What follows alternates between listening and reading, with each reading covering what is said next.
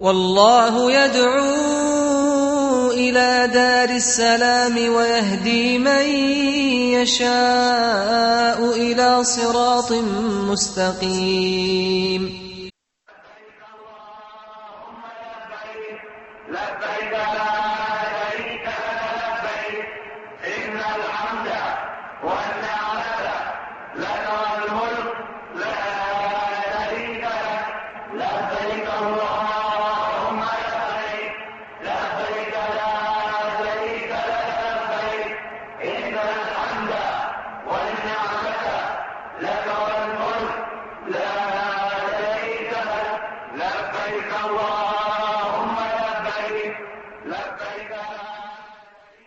Assalamu alaikum wa rahmatullahi wa barakatuh, and welcome to Hajj Step by Step.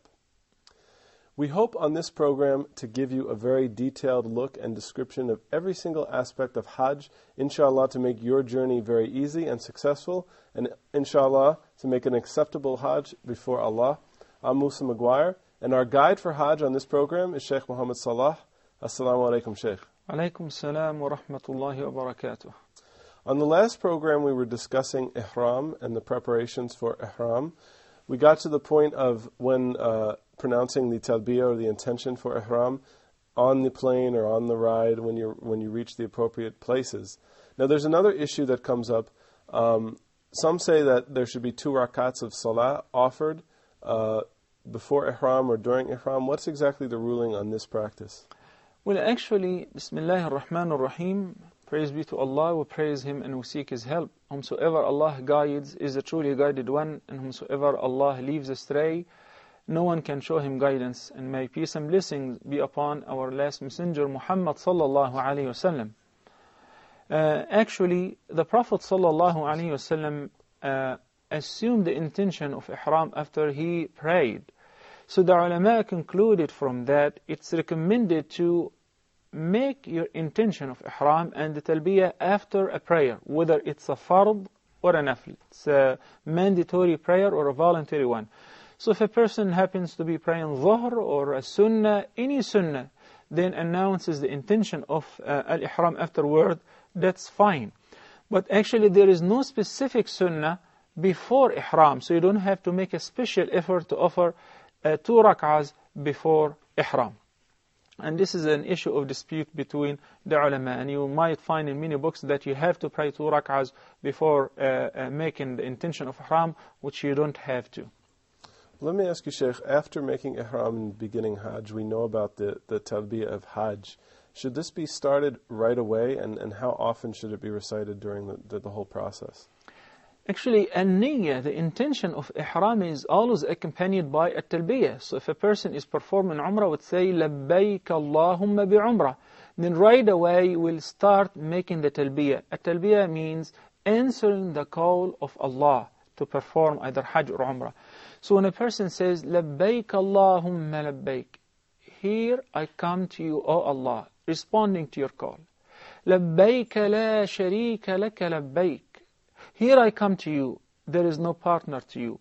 إِنَّ الْحَمْدَ وَالنِّعْمَةَ لَكَ وَالْمُلْكَ. Indeed, all the praise, the favor, and the dominion belong to you. لَا شَرِيكَ لَكَ, no partner to you. It is once again a chantation which announces the oneness of Allah subhanahu wa ta'ala, reminds ourselves with His favors upon us. لَبَّيْكَ اللَّهُمَّ لَبَّيْكَ لبيك لا شريك لك لبيك إن الحمد والنعمة لك والملك لا شريك لك. One who is performing Hajj would feel that the entire globe is making talbiyah around him. And this is actually what the Prophet ﷺ said. When a person is making talbiyah, everything to his right hand is making talbiyah as well. Stones, trees, until it turns around the entire globe. So all the pilgrims having everything around them, joining them in praising Allah the Almighty and thanking Him. The Prophet ﷺ in one hadith said that the best Hajj is al-Hajj al-Thajj, which refers to raising the voice with at-talbiyah, so that a person, a male pilgrim, would say at-talbiyah out loud so that everything around him would hear. He doesn't have to scream out loud in a way that he would demonstrate his response to Allah subhanahu wa ta'ala. The opposite will be with a woman, that she would say it in a way that she would only hear herself. A woman should not raise her voice as much as a man should not be heard by other men. Shaykh, before we get too far ahead of ourselves, let's go back to some of the issues dealing with ihram itself, as this is such an important and foundational element to Hajj. What about the restrictions? Once we enter the state of ihram, we've made the talbiyah, what are the restrictions now? When a person says, now, ana muhrim, I'm in a state of ihram, once he assumes the intention on the plane, from the appointed places of ihram, he enters and commences on a state of sacredness. There are certain acts which we used to do before that, it was permissible, but now in a state of ihram, they have become restricted, and no one should violate if he or she is a muhrim. Number one is al-jima' and its introductions, which is approaching one's spouse sexually, or anything that leads to it. Because Allah subhanahu wa ta'ala stated, الْحَجُّ أَشْهُرٌ مَعْلُومَاتٌ فَمَنْ فَرَضَ فِيهِنَّ الْحَجَّ فَلَا رَفَثَ وَلَا فُسُوقَ وَلَا جِدَالَ فِي الْحَجِّ. Whoever assumes the intention of making Hajj and commence on ihram should avoid al-rafath, which refers to sexual activities, sexual intercourse, al-jima'. Al-fusuq, sins, and any evil talk and any unnecessary vain conversation. وَلَا جِدَالَ, nor an argument in the state of ihram. So a person should not approach his wife while he is in a state of ihram. Same thing with the wife. What if that happens? It depends. If they fall into a complete sexual intercourse, they have actually violated a great restriction and void their entire Hajj. So the Hajj of that person in a state of ihram is void completely. However, he or she, both of course the spouses, have to go on and complete all the rites of the Hajj during that season and this year, even though their Hajj is void. And the penalty is very great, that they have to offer a sacrifice, which is a badana. This is a camel at least 5 years old and older. The scholar said that if the wife agreed with the husband in this practice, she too have to offer a sacrifice, a penalty of a badana, a camel 5 years old or older. And this Hajj, whether it is mandatory or was voluntary, they still owe Allah subhanahu wa ta'ala another Hajj to be done next year or whenever they can do it. Even if it was a voluntary Hajj, you see that the penalty is very, very severe. Because when one is in a state of ihram, you should keep in mind that this is a sacred condition. Shaykh, this is obviously a very severe penalty for a very severe offense. But we've talked about some of the other issues that are requirements. For instance, the appointed places and times of entering ihram.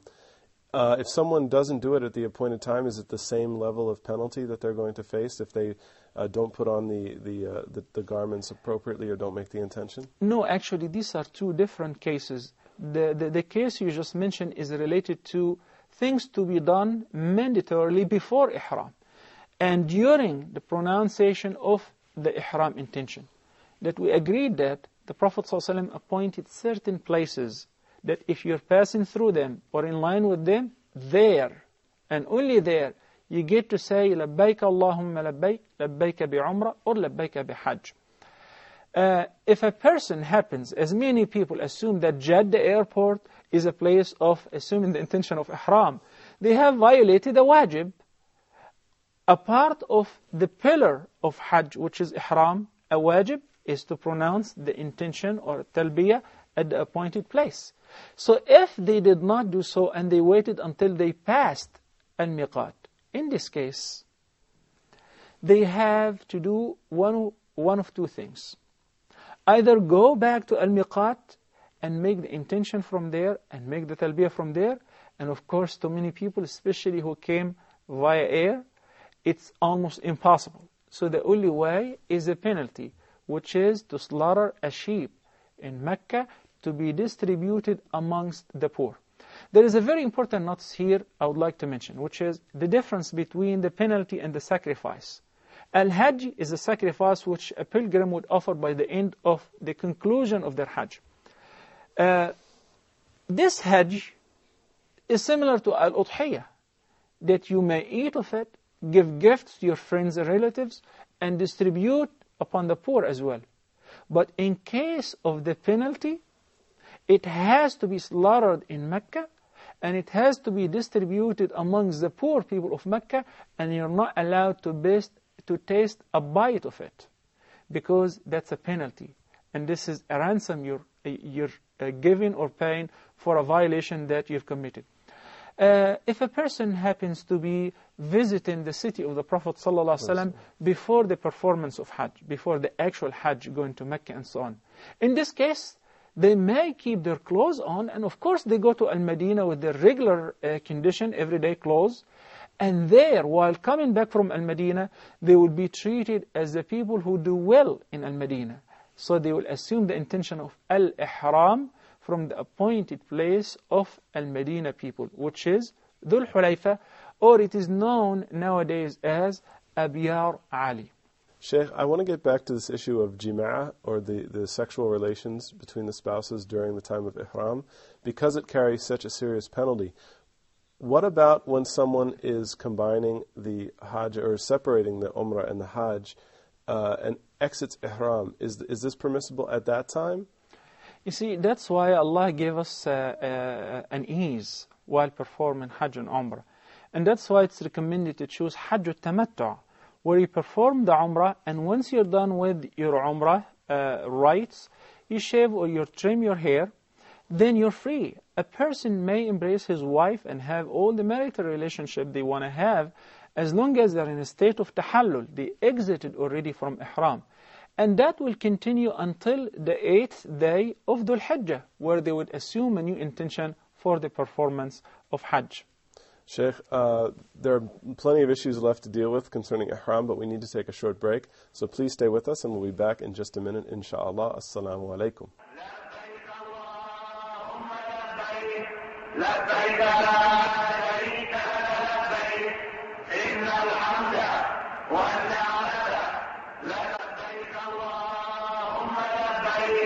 لبيك لا شريك لبيك إن الحمد والنعمة لك والملك. Assalamu alaikum, and welcome back to Hajj Step by Step. Before the break, we were talking about some of the restrictions of ihram.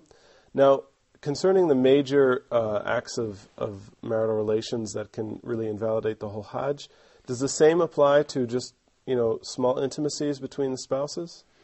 Well, the word rafath refers to the sexual contact and its introductions. But the penalty differs. By the meaning, if there was a complete sexual intercourse, all what we mentioned applies here. So that the Hajj is void, they have to perform another Hajj, the penalty applies, and they have to ask for forgiveness, etc. But in case that there was just some, touching, hugging, kissing, etc., without having an actual intercourse, it's a sin. It's a big sin. But they may go on in their Hajj will be valid, but they have to offer a penalty, which is slaughtering a sheep will be treated as any penalty we discussed before, to be slaughtered in Mecca and to be distributed amongst the poor of Mecca, and they cannot taste it. Well, what if somebody is saving the occasion of Hajj to perform another very happy occasion, which is marriage? Of course, when people get married, they want to have relations right away. Is there any exception for this, or is there any specific rule about marriage during the time of Hajj? Actually, no wonder that whenever we were taught that during ihram that a person may not get engaged or engage others or get involved in any marriage contract by any means, one would wonder who would think or care about that. But actually, a lot of people save this happy occasion to be done during the performance of Hajj or Umrah. Yet, if a person is in a state of ihram, he may not get engaged, or seek or be sought for. should not be involved in any activities of engagement, marriage, or marriage contract at all. And if this happened, the scholars say that this marriage contract which took place during the state of ihram is invalid. The Prophet ﷺ stated that لا ينكح المحرم ولا يخطب ولا ينكح. A person who's in a state of ihram should not get married, even having the marriage contract or the engagement, or being sought for. Well, Shaykh, we now have a short video that we're going to show showing some of the other prohibitions during the state of ihram. So if perhaps you could just explain some of them, and then when we're done, we'll go into a little more detail. Well, as we see that of the restrictions, cutting, shaving, or removing any hair of the body of the muhrim that applies for a man or a woman. Clipping the nails, these are all restricted acts. Wearing fragrance by any means, whether applied to the body or to the ihram clothes, and that applies to both. Hunting or targeting or scaring an animal during the state of ihram. Breaking a tree or removing a branch. And the last two issues, hunting and breaking the trees in Mecca, and the third one, which is picking up lost items, are prohibited during all times. That's not only limited during the state of ihram, but once you are in the boundaries of Mecca, the sacred city, you cannot scare, you cannot hunt an animal, you're not allowed to break a tree or cut grass, or you're not allowed to pick up any lost items, except if you're picking them up for clarification and to announce to the public that somebody lost their property. So if you're taking them to turn them to the authorities, that's valid, but you're not allowed to take the lost items and even give it in a charity. As we see that it's prohibited during ihram for the muhrim to cover his head. Of course, that's for a man. Covering the head by wearing a kufi, a cap, or by the ihram clothes is prohibited. While holding an umbrella or staying in a tent is permissible during the state of ihram. As we see in this picture that if you are in a state of ihram, you're not allowed to wear any stitched clothes. All your clothes have to be seamless. Of course, that is the ihram clothes, the izar and al-ihram. As we see in the picture that somebody is wearing the shoes which are covering his ankles, that's too restricted during the state of ihram. Rather, the muhrim would wear a pair of sandals. That applies only to men.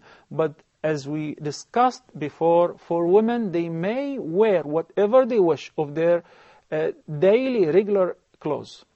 Well, what are some of the penalties for these acts if they do by any chance happen? For instance, if someone decides to go hunting or commits any other of these acts, do they have the same penalties or do the penalties vary? Well, not necessarily somebody would go hunting. If somebody hit an animal, a deer by his car, etc. Allah subhanahu wa ta'ala in the Quran stated very clearly, يا أيها الذين آمنوا لا تقتلوا الصيد وأنتم حرم. Surah Al-Ma'idah. O you who believe, do not hunt or kill an animal while you are in a state of ihram. ومن قتله منكم متعمدا فجزاء مثل ما قتل من النعم يحكم به ذوى عدل منكم هديا بالغ الكعبة. And whoever does so hunt during the state of ihram, then we would assign two just judges from amongst ourselves, who would evaluate the value of that animal which has been hit or hunted, and they would judge with a similar animal of domestic animals of equivalent value. That animal will be slaughtered and distributed in Mecca amongst the poor. In case that a person has to wear regular clothes, or has to shave or clip the nails, as for instance, we're having a very strong reference, one of the companions of the Prophet ﷺ by the name Ka'b ibn Ujrah, may Allah be pleased with him. This companion was infected with lice in his hair. The Quran says, وَلَا تَحْلِقُوا رُؤُوسَكُمْ حَتَّى يَبْلُغَ الْهَدْيُ مَحِلَّهُ. And you should not shave your heads until the sacrifice or the offering has been sacrificed. And that's after the day of Arafah, on the Eid day. But before, while you are still in a state of ihram, you're not allowed to shave any hair from your body, whether it's your head hair, mustache, beard, or any hair on your body. And that applies for both men and women. So when he appeared before the Prophet ﷺ in this condition, and actually lice was walking on his forehead, the Prophet ﷺ made a remark and he said that, I didn't know that it was hurting you that much. Do you have a sheep? He said, no. He said, go ahead and shave, okay, and fast for 3 days, feed 6 masakin, or fast for 3 days. So the ulama concluded from that, and there is a Quranic reference to that, that فَمَنْ كَانَ مِنْكُمْ مَرِيضًا أَوْ بِهِ أَدَمْ مِنْ رَأْسِهِ فَفِدْيَةٌ مِنْ صِيَامٍ أَوْ صَدَقَةٍ أَوْ نُسُكٍ. So the person in the state of ihram, upon having to shave for any reason, would be given the choice to offer which penalty he can afford. If he can afford to pay to buy a sheep and slaughter, that's fine. If he would like, he can just feed 6 masakin of al-haram by giving each one of them half sa', and a sa' is equal to 1.5 kilogram of dates, raisin, or any average food that the people consume in the area. Or fast for 3 days if a person has to clip nails or shave the hair. What if a person does any of those violations of shaving, removing hair, clipping nails, or wearing a kufi, or wearing the regular clothes, stitched clothes, unknowingly or out of forgetfulness? In this case, he only owes asking for forgiveness and immediately have to change that mistake by taking off the cap if he's wearing a cap, or taking off his regular clothes and putting on the ihram clothes back. Changing the mistake and asking for forgiveness without any penalty, simply because that person did that while forgetting or unknowing. You know, Hajj these days is in the winter months, and I don't personally know how cold it gets in Mecca during the winter months, but say it becomes very cold. Does the situation of wearing extra clothing, is it like the situation of being sick and having a necessity? Is the same rule apply? You see, if a person wears a blanket, it's not considered as regular clothes because it was not made to fit. So a person may cast a blanket on top of his shoulders. But if he wears regular clothes, in this case, the penalty of shaving will be applicable there as well. Okay. And Sheikh, we talked about a lot of the prohibitions, but sometimes people maybe take it a little bit too far. They start imagining that everything is prohibited. What are some of the things that are permissible in a state of ihram, especially those things that people may be confused about? I am very glad you raised this question and this issue, because unfortunately sometimes we see pilgrims performing tawaf in dirty ihram clothes. Then you wonder, ihram clothes are very cheap, so why you're wearing dirty clothes? Some people are under the impression that once you commence on a state of ihram, you're not allowed to change your ihram clothes. Nor are you allowed to take a shower or a bath. You're not allowed even to wash your clothes. This is totally wrong, and this is a great misunderstanding. Allah subhanahu wa ta'ala is beautiful, and He likes beauty. If a person is in a state of ihram, he may take a shower, take a bath, whenever it's needed to clean up themselves. Just avoid using and applying any fragrance to the body or to their clothes. Can a person change their ihram clothes? Perfectly fine. They may change their ihram clothes as they wish, and it's not restricted at all. People ask about wearing a belt around their waist which has a wallet to preserve and protect their valuables and so on. It is permissible and it is allowed. However, I do not advise any person to carry their valuables in that belt, because it's like inviting, saying that I have valuables here. Rather, always upon performing the masha'ir and the manasik, especially the tawaf, you don't need to take any valuables with you. Leave all your valuables at your hotel room or with somebody, so that you can have clear mind while performing those acts of worship. We've talked about it is prohibited to wear anything that covers the head for men. You see, some people, they panic and they're very excessive in that regard, so that you see people do not ride in buses which have roofs, because they assume that that's a roof, and it's like wearing a cap or a hat, and it's one of the restrictions of ihram. This is wrong. we're talking about an object which would make a direct contact with your head, such as your ihram, a blanket, or a kufi, or a cap. But the umbrella, your tent, your room, the bus is all fine. No problem with that. Shaykh, let me ask one more thing. We're almost out of time. We know that it's a very sacred state to be in ihram. What about committing sins during this time? Are sins considered worse during this time if people are backbiting or speaking coarsely or doing any of the other things that we would consider sins outside of ihram? No one who's going for Hajj can afford messing up their Hajj by just talking about others, backbiting, vain talk, making lies. Why? You will spend a lot of money and you're making a lot of effort for one reason, hoping that Allah would accept this act of worship from you and will forgive you all your past sins. It's a sacred place and sacred time. Good deeds are being doubled and multiplied in so many folds. Similarly, sins will be doubled and multiplied because of the sacredness of the place and the time. Thank you, Shaykh. I think we have a very strong understanding of ihram. We still have a lot more to cover with Hajj in general, and we'll do that and continue to do that in our next episode. Please stay tuned for that. We hope to see you then. I'm Musa Maguire. Assalamu alaikum wa rahmatullahi wa barakatuh. Wa alaikum assalam wa rahmatullahi wa barakatuh.